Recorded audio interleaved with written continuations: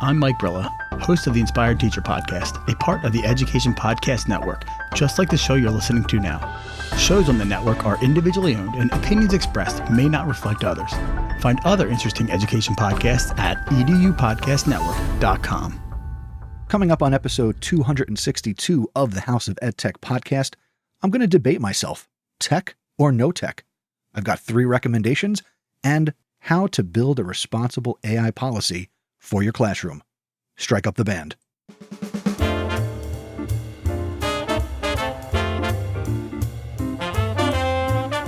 Welcome to the House of EdTech. My name is Chris Nesi. The House of EdTech launched in 2014, giving me the opportunity to speak with teachers, leaders, and creators so you can more effectively integrate technology, strengthen your pedagogy, and have more confidence in your classroom and school so you can make an impact. Get involved with the podcast by visiting my website, chrisnesi.com. Using technology isn't difficult, and this is where it begins. This is the House of EdTech. Welcome back to another episode of the House of EdTech podcast. Thanks for making the show a part of your anytime, anywhere professional development. It is, as I record this, the middle of summer. School is starting in many places. For me, I've got about 4 weeks until the start of the 25-26 school year. So yes, that dates this episode. But what I'm going to talk about in today's episode is not something we want to gloss over. And it's very timely for the beginning of a school year.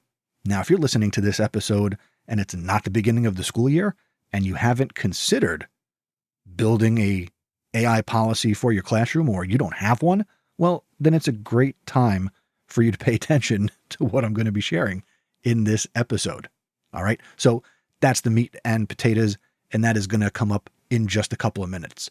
But first, let's get into this episode's EdTech Thought.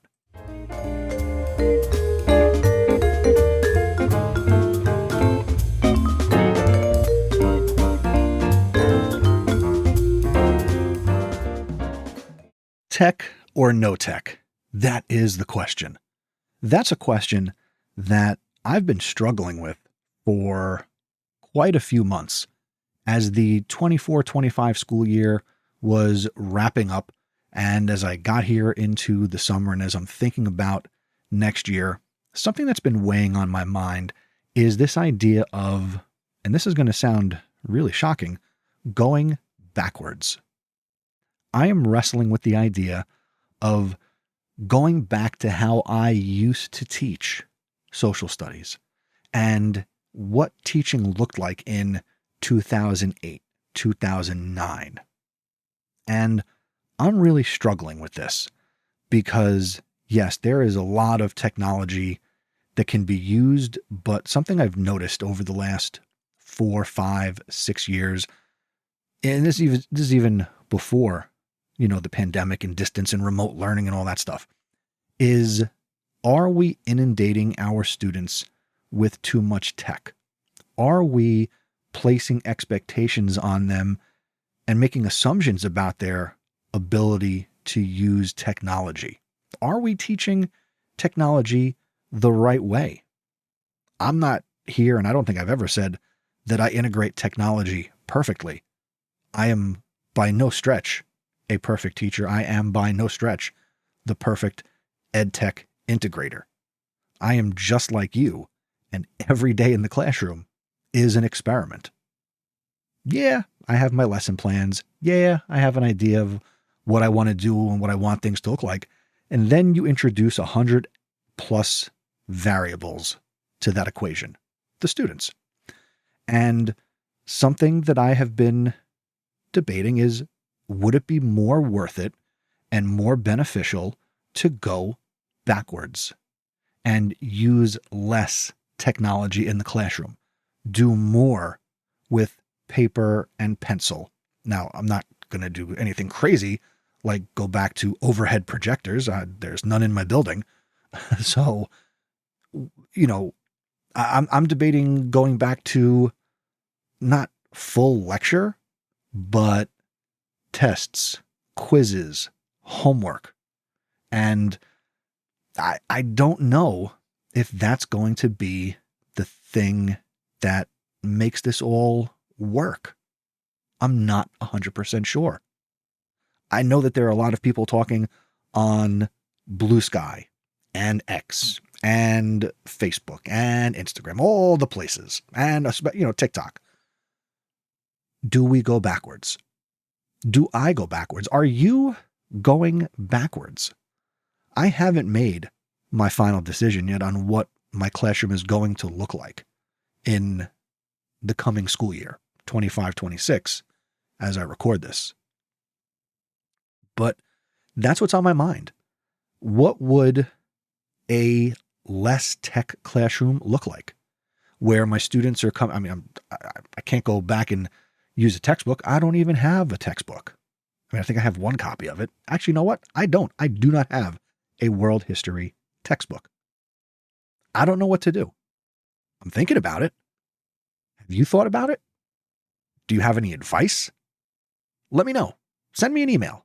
feedback@chrisnesi.com. Let me know your thoughts on taking a step back from integrating so much technology. Now, the funny thing is, this might seem very contradictory to the main topic of this episode, which is going to be how to build a responsible AI policy for your classroom. So that's what's on my mind in terms of education technology, and now obviously throwing AI on top of this. So again, what are you thinking? feedback@chrisnesi.com.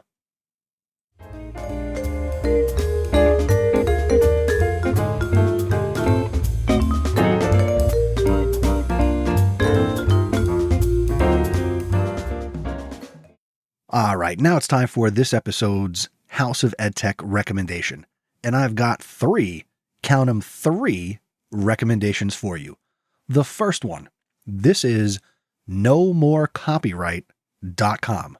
Now, before you raise your pitchforks and think I'm doing something weird, this is actually pretty interesting. So on this website, nomorecopyright.com, you can upload an image and it will generate, using AI, a unique and distinct version of what you give it.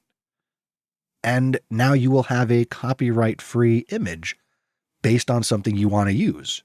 So as I go over here, you can certainly, there is upgrades and stuff, but you can upload an image and you can choose the quality and the aspect ratio, and it will generate an image based on what you give it. So if you give it a copyrighted image, it will, with AI, generate a similar, but obviously not copyrighted type of image that is inspired by what you gave it. And you can try this at nomorecopyright.com. Next up, this is also an AI-based recommendation. This is whatcanAIdotoday.com. Again, whatcanAIdotoday.com. And on this website, according to them as I'm recording this, they have analyzed 16,362 AI tools and identified their capabilities using GPT 4.1 to bring you a free list of, and this is as of I'm recording this, 83,054 tasks of what AI can do today. So this is pretty interesting. It will link you out to the tools and what it can do. So as I'm looking at this today, for example, using something called Twistly, you can create presentations from different types. Using Beauty AI Face Swap, you can swap faces in photos and videos. Using a tool called Right Hair, you can change hairstyles and colors in photos. And this is a list, and it's an ongoing list, and you can search for something you want to do, and it will recommend the AI tool that can do that as of today in the world we're living in, as I'm recording this, 2025 in August. So the website again is whataicandotoday.com. And my final recommendation, and this is going to be the one that I think will really take off. So here we go. This one is called shufflebuddy.com. Shufflebuddy.com. According to this website, and I came across this in the places I frequent, never worry about seating charts again. So ShuffleBuddy is a free tool where you can put in the names, kind of design your little classroom and your layout, and it will make a seating chart. And then you can add different criteria. So from shufflebuddy.com, when seats don't shuffle, students struggle. Even with excellent classroom management strategies, stationary students settle into unhelpful habits.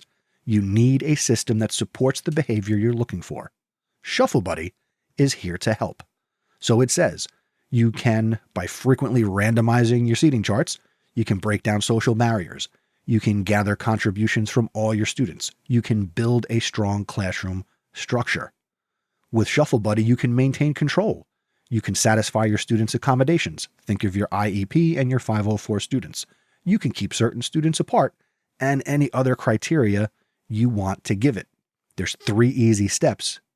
You enter the students and the rules, and it will then generate randomized seating charts in one click.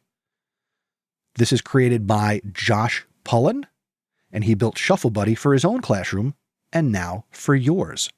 ShuffleBuddy is built on in-depth teacher feedback. He's constantly working with other teachers to observe how they use ShuffleBuddy and tweak it to better meet the needs. You can reach out to him, go to ShuffleBuddy, try this out. It's free. I'm looking forward to trying this out at the start of the school year. So check out ShuffleBuddy, and that's at shufflebuddy.com. These are my 3 EdTech recommendations for this episode. NoMoreCopyright.com, WhatAICanDoToday.com, and ShuffleBuddy. There's links that are a swipe or a tap away, or you can go out to chrisnesi.com/262, and that will give you the links to these recommendations. And now, let's take a 2-minute time out, and then we'll get to the featured content. Let's talk about a tech tool you might not be using yet, but absolutely should. Mint Mobile. As teachers, we're all about maximizing resources. Whether it's squeezing the last bit of ink out of a marker or finding innovative ways to make the most of your classroom tech. Why not apply that same philosophy to your cell phone bill? Mint Mobile offers premium wireless service starting at just $15 a month. Yes, you heard that right, $15 a month. That's less than the cost of a box of dry erase markers. And as tech-savvy educators, I know you'll appreciate the simplicity. You can manage everything online or through their app. No sneaky fees, no waiting on hold with customer service for hours. Here's the best part for us tech enthusiasts. Mint Mobile runs on the nation's largest 5G network. So whether you're using your phone to grade assignments, share lesson plans on Google Drive, or listening to this very podcast, you'll have the speed and reliability that you need. And as educators, let's be real, every dollar counts. Saving money on your phone bill means more money in your pocket to spend on things that matter, like investing in EdTech tools, grabbing supplies for your classroom, or just treating yourself to something nice. Switching to Mint Mobile is super easy. I did it 4 years ago. You can keep your phone number and your phone, because who has time to update all those school contacts? They'll even ship you a SIM card or provide you with an eSIM for free. So why not make the switch today? Head to chrisnesi.com/mintmobile to get started. That's chrisnesi.com/mintmobile to cut your wireless bill to just $15 a month. Save money, stay connected, and teach smarter. That's Mint Mobile. Let's get back to the show. All right, today we are talking about building a responsible AI policy for your classroom. And this is something that you need to start thinking about if you haven't already. Whether we're talking about ChatGPT or Grammarly or Magic School or all the AI tools inside of Canva, and of course, hundreds of others. Okay. AI tools are, I could say they're on the rise, but that is certainly an understatement. Okay. So we know that artificial intelligence, whether it's generative AI or image stuff, AI is transforming the way students learn and interact with our content. But here's the thing. These tools aren't inherently good or bad. It's how we teach students to use them that makes the difference. So if you're not sure where to begin, this episode is going to be a good starting point. The first thing we need to talk about is why you need a responsible AI policy. Let's start with the big question. Why create an AI policy in the first place? The absence of guidance creates chaos. We know that if there were no rules in school and if we're left to our own devices in just about any facet of our life, things are going to go wrong. Okay? So if students don't know the boundaries of AI, they'll make assumptions. And we all know what happens when you assume. I'm not going to say what you think I was going to say. Those assumptions might not align with academic integrity or your lesson objectives or your learning goals or ethical tech use in general. A responsible classroom AI policy will give you the opportunity to set clear expectations, promote critical thinking, encourage transparency and honesty, and model. That's what teaching is. We're going to model real-world digital citizenship. AI isn't going anywhere. So it is our responsibility as teachers to teach students how to engage with it responsibly. So I've broken this down into 5 elements. All right. Number 1, we're going to define what AI is and what it isn't. Number 2, I'm going to clarify when and how AI could be used. Number 3, we're going to want to promote transparency and attribution. Number 4, we want to include privacy and tool approval guidelines. Number 5, we want to make it collaborative and flexible.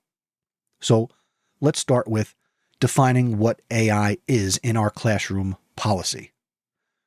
First, we want to start by making the invisible visible. A lot of students and some teachers still don't realize that tools like Grammarly or Google's smart composition integrations and Canva's writing assistant are powered by AI.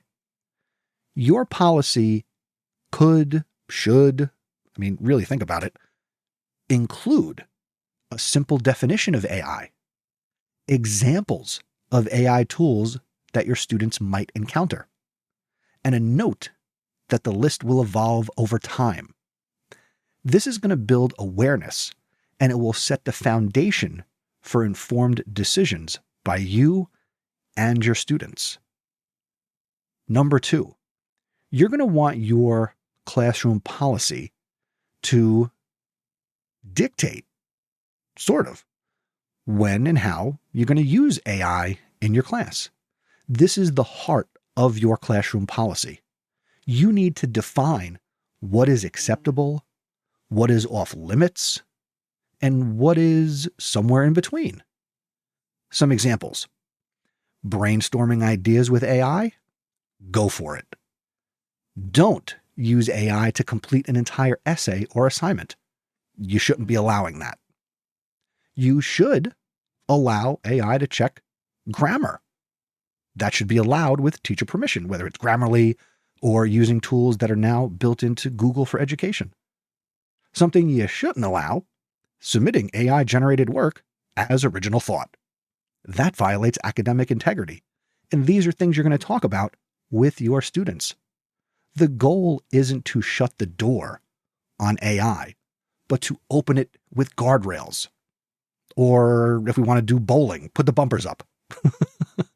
You're training your students not just for your classroom, but for the world beyond it. And this goes beyond your subject matter. science, social studies, math. Okay. AI is going to be a part of all of that. We got to prepare the kids to go outside of the school. Number 3, your policy should promote transparency and the idea of attribution. If a student uses AI to support their work, they should say so. So we want to encourage them to get comfortable saying or using phrases in their writing like, I used ChatGPT to generate topic ideas, or I revised my outline using Magic School's feedback tool. We need to normalize honest usage instead of sneaky shortcuts. All right? We don't want our kids to feel like AI is this evil, dark back alley thing. All right? You might even build in some reflection prompts in some of your assignments. Ask your students, what did AI help you with? What did you still have to do yourself? How did the tool affect your thinking? Get them to be reflective.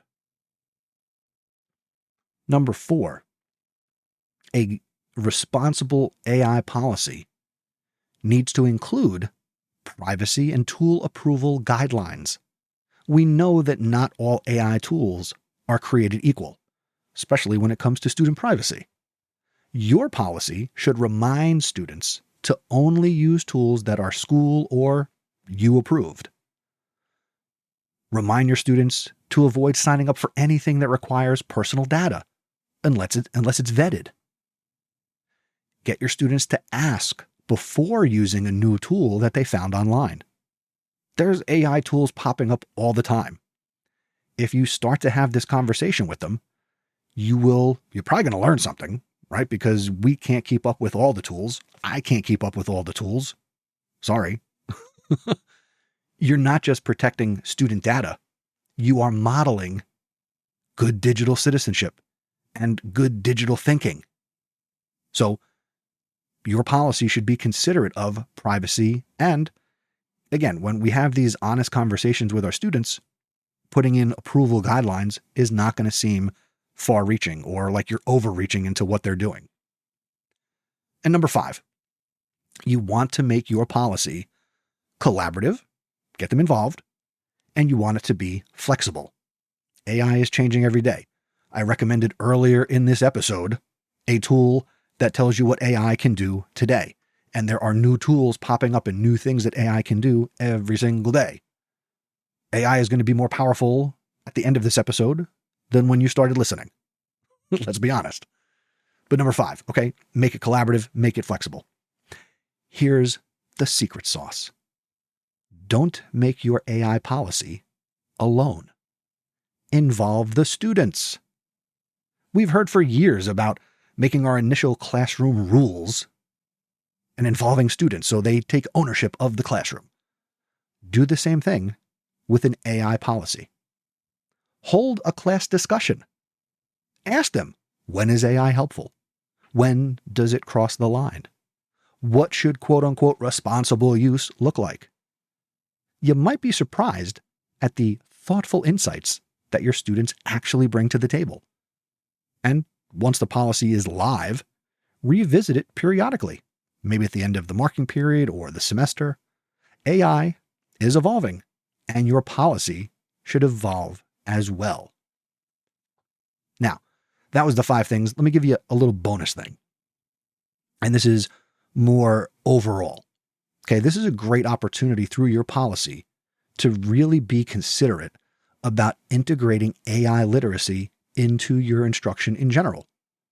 Don't let your AI policy just live on a piece of paper or a giant Post-it that you stick on the wall or in your syllabus or, as a resource in your Google Classroom. Model responsible AI use during instruction. Show students how you use tools like a ChatGPT or a Poe, etc., to generate discussion prompts. Model for them how you analyze AI-generated content and do it together. Critique its accuracy. Teach your students how to become better prompt writers. The more The more you normalize responsible, transparent use, the more they are going to internalize it. And this would be effective integration. And all we started with today was talking about how to kind of set some guidelines and rules and expectations for what AI use will look like or could look like in your classroom. My final thoughts on this. A classroom AI policy, it's not just about compliance. It's about the culture that you're trying to create in your classroom with your students. It's going to signal to your students that together we value honesty. We embrace new tools. And we are not afraid of change. We just want to do it right. So as the school year gets rolling, or if you are listening to this and you're like, wait a second, it's November, it's February, I don't have a policy. Take the time to create your policy or refine your classroom AI policy. Whether it's a formal document, a shared agreement, it'll be one of the most relevant things you can put in place at the moment you decide to do it. Now, I've created an example for you. If you go to chrisnesi.com/AI policy, and there's a link in the show notes, or if you go out to chrisnesi.com/262, it'll be linked there. Again, chrisnesi.com/AI policy. It's a Google Doc. It's going to force you to make a copy. It's for free. Go to the link, make a copy. It's yours. My logo's on the bottom. If you want to take it out, cool, copy, paste, whatever you want to do. But I have it broken down. Kindergarten and first grade, second and third grade, fourth and fifth grade, sixth, seventh, and eighth grade, and high school. Good starting point for you. So that is my free gift to you at this moment in time. chrisnesi.com/AI policy. And if you've created your own policy, or if you've got questions, reach out to me. I am at Mr. Nesi on X, on Blue Sky, at House of EdTech, on Instagram, the email feedback@chrisnesi.com. Reach out to me. Let me know what you're doing, and we can continue to learn and grow together and have this conversation. Because, as I say in every episode, I want to keep the conversations going. So I would love to share your examples in a future episode. All you have to do is share them with me. That's all I got for today. Let's put a bow on episode 262.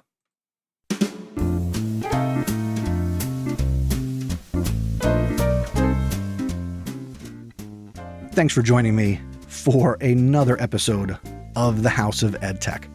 If you haven't yet, hit subscribe or follow where you're listening to this. And let's make the House of EdTech your go-to for EdTech professional development. You'll find the links and the resources that I talked about in this episode on my website, chrisnesi.com/262.